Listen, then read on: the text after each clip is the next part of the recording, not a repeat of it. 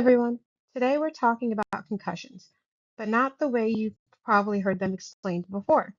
We're going to look at what's actually happening inside the brain when someone gets a concussion.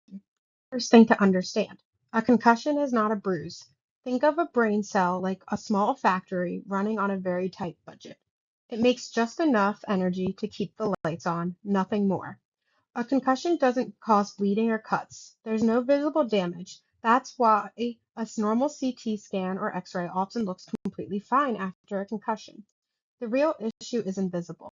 It's an electrical and chemical overload that drains the factory's power supply right at the moment it needs the power the most.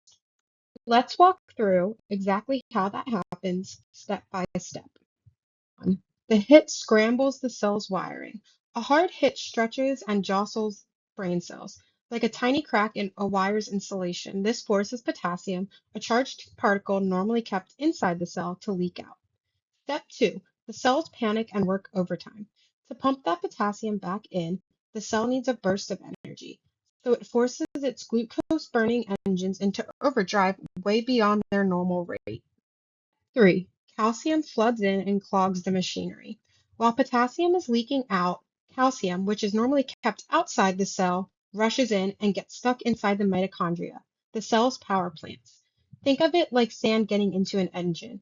It doesn't just burn more fuel, it makes the whole power plant run less efficiently. Step 4. Blood flow drops at the worst possible time. Normally, when a cell needs more energy, blood flow increases to deliver more fuel and oxygen. But after a concussion, blood flow to the brain actually decreases. So the brain cell is forced to work twice as hard with half the fuel shipments arriving. Brings us to step 5. The brain is running on empty. This is the danger zone. High demand, low supply. That's what we call an energy crisis. This is also why a second hit during this window is so dangerous. The brain cell is fragile and it simply doesn't have the resources left to absorb another shock.